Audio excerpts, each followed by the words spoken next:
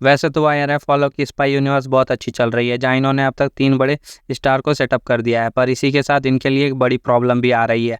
And वो है एक बड़े विलन की, जहाँ टाइगर, पठान और कबीर जैसे बड़े बड़े सुपरस्टार हीरो की साइड में है, वहीं इन्हें ज़रूरत है अब किसी ऐसे कैरेक्टर की जो इतने बड़े बड़े हीरोज़ के सामने टिक पाए, इन्हें बराबर की टक्कर दे पाए। पर अब तक इन्होंने ऐसा कोई भी विलन सेटअप नहीं किया है। वहीं अब इन्हें स्टार्ट कर देना चाहिए अपने एक बिग बैड को इस्टेब्लिश करना, क्योंकि अगर अभी से नहीं करेंगे तो अगली कुछ मूवी में जब स्पाई यूनिवर्स में टाइगर, कबीर, पठान यूनाइट होंगे तब तो टक्कर में एक बड़ा विलन चाहिए ना। चलिए एक एग्जाम्पल से समझते हैं, जहाँ हम बात करेंगे मार्वल की। जैसे उन्होंने थैनोस को बहुत स्टार्टिंग में ही सेटअप करना स्टार्ट कर दिया था एवेंजर मूवी से ही। एंड वो जब एक्चुअली में इन्फिनिटी वार में सबके सामने आया तो पहले से ही लोगों में उसके लिए डर थी। हमें पता था कि कोई तो बहुत बुरा आ रहा है, एंड ये हमें उसमें समझ में आ रहा था कि यही है वो बंदा जो एवेंजर्स को सबको हरा सकता है, एवेंजर्स को बर्बाद कर सकता है।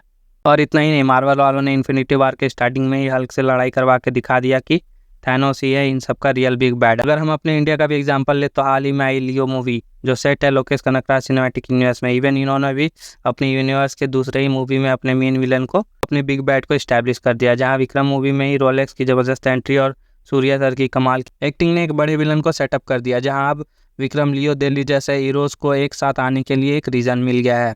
यहाँ बात सिर्फ रोलेक्स की नहीं है, अपने हीरोज़ के पास एक बड़ी मोटिव भी है पूरे इंडिया को ड्रग फ्री करने का, जहाँ रोलेक्स ड्रग का बिजनेस करता है। और यही है लोकेश कनकराज सिनेमैटिक यूनिवर्स का कि इन्हें सिर्फ रोलेक्स को नहीं रोकना है बल्कि पूरे ड्रग सिस्टम को भी रोकना है। सो ये होती है एक सेटअप, सिर्फ एक विलन का नहीं बल्कि एक पूरे बड़े पर्पस का, एक बड़े मोटिव का होना भी ज़रूरी है, तब एक मूवी इंटरेस्टिंग बनी रहती है एंड यूनिवर्स के मज़े तब आते हैं उसमें और भी ज़्यादा। और यही चीज़ हमें स्पाई यूनिवर्स में नहीं देखने को मिला है अब तक। बड़े बड़े एक्टर, एक्ट्रेस आ गए हैं, बट तब भी कोई ऐसा एक पर्पस नहीं है जो इन सबको एक साथ लाए। हाँ, वो बात है कि ये सब स्पाई है तो इनका मोटिव ही है देश की रक्षा करना, बट तब भी कोई एक ऐसा बड़ा विलन नहीं मिला है हम फैंस को जो लगे कि इस काबिल हो इन सब हीरोज़ के सामने खड़े होने के।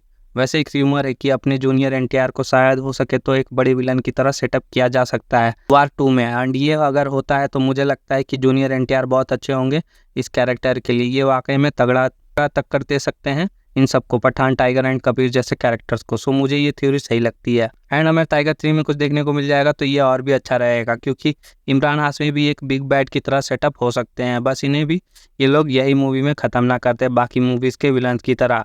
बाकी आप बताओ आपको क्या लगता है इस बारे में, कौन हो सकता है बिग बैड एंड अगली कौन सी मूवी में हमें देखने को मिलेगा स्पाई यूनिवर्स का थैनोस, रोलेक्स जो खड़े रह पाए इन हीरोज़ के सामने। और क्या आपको मेरी बात सही लगती है कि अब इन्हें भी लोकेश यूनिवर्स की तरह अपना रोलेक्स को सेटअप करना स्टार्ट कर देना चाहिए?